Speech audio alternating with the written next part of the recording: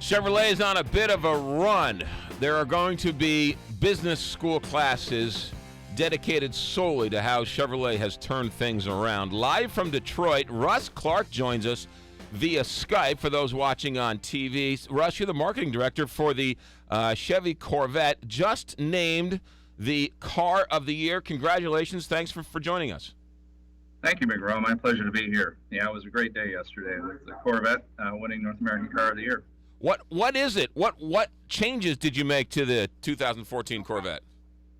2014 Corvette's all new, so it starts with an aluminum frame structure. It's the first time all Corvettes have had an aluminum frame structure, so it's 60% stiffer than the last car, which really helps us do a lot of things with the chassis and controls with the vehicle. So it really is a big leap forward in terms of driving characteristics. And then on top of that, we added new technologies, new design, new features, new premium appointments on the interior. So it's really been exceedingly well received. It was the most awarded car in 2013. I'm certainly no Corvette expert, but Corvettes got boxier at one point, and it seems like this new version is a little more rounded, sort of like a throwback to the old Stingrays. Is that accurate? We actually got the C6 version. Actually, it was a little more rounded, had more softer lines, if you will, but did very well. Aerodynamics and working with our race team drives our design. This one we actually went a bit edgier with the vehicle, and the Corvette now is winning design awards everywhere.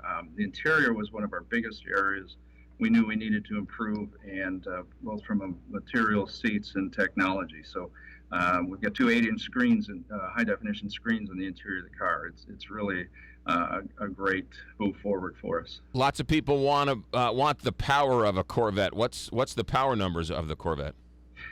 Well, the Stingray starts with 450 horsepower and 460. We just introduced yesterday the 2015 Corvette Z06, which will go into production late this year with 625 horsepower. So it takes us truly into the supercar category. What happened, Russ? What is Chevrolet doing today that they weren't doing 3-4 years ago? Well, I think what you see today is what we were doing 3-4 years ago, and even longer, which is working on our whole process to develop cars quicker, better with higher technology. So a lot of this, our business has a long lead time. So everything you've seen coming as we started last year, our Cruise, our last couple of years, the Cruise, which came out, was a big hit. The Malibu's come out, it's an extremely great car. The Impala came out, and it got Consumer Reports Best Sedan. And then the Silverado came out, and it won North American Truck of the Year last year, making it a clean sweep for Chevrolet. So these are things that we've been working on for a number of years in terms of building a better way to build cars and better technology. Must have been a dark place at Chevrolet a couple of years ago. But let's talk about what's transpired over the last couple of months. You said this clean sweep: the Impala Car of the Year, the Silverado Truck of the Year, and now yesterday the Corvette wins Car of the Year. Has any car company done a clean sweep like that before? I'm not sure, but we're very proud of the accomplishments in this one, and we hope to continue to be the next car company to do the same thing. Yeah, talk about the morale over at Chevrolet. A lot better than it was? Oh, I think it's great.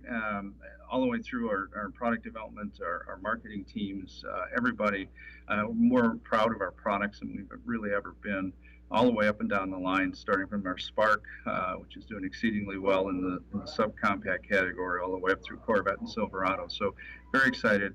And our dealers are too. We've just, we're redo of dealership facilities, unprecedented in our business. So when you go into a Chevy showroom, you're likely going to have a great place to shop with folks that are really focused on customers. Hey, Russ, is there kind of like a nostalgia factor about it too? Because I think everyone who has ever owned a car has at least once in their life had a Chevy. So do you think that's part of it too? People are coming back to something like this? Well, I think Chevrolet's always held a great spot in the American culture over the years, whether it's Corvette or Impalas, and as you say, everybody's had a story pretty much around Chevrolet in their lifetime. So, we think it's core and bedrock, but we know we have to work every day and continue to build the best products and get them to the market at prices and values people see in our products. So it's some of them, yeah, we have a great history, but moving forward, we know we're going to have to continue to challenge ourselves to be the best every day. Okay, Russ Clark, marketing director for the Corvette, live from Detroit via Skype. Take us to the car industry in 2020. Will I be driving my car, or will my GPS be driving it for me? That's a good question. I think there's a lot of things that technology is going to take us. I don't know that anybody will. Me personally, I'd rather be driving my car, but we'll have to see where technology takes us. There's an awful lot of challenges, awful lot of opportunities there. Certainly, as folks continue to build better cars and better roads, I think we'll see some aspect of that, but a lot of challenges to overcome yet. Technology-wise, what are you working on for the future that you can tell us without telling the competition? Well, I think coming up in 2015, we're going to be rolling out 4G Wi-Fi hotspots in almost all our cars, so that you'll be able to be connected with your life, your everyday life all the time. Be able to download, stream movies, so your car will actually turn into a hotspot. We'll be doing that beginning of the 15 model years. So most of our cars will have that. And you know what's even weirder is radio shows like this will be able to stream live into your car. So while you listen to the radio, you can also get the pictures on the television screen while you're driving down the street. Yep, absolutely. Pretty amazing. Russ, go ahead, Russ. I'm sorry, last word? Oh, no, I was just, another thing we did on the Corvette yesterday and at CES in Las Vegas was talk about our performance data recorder, which is new.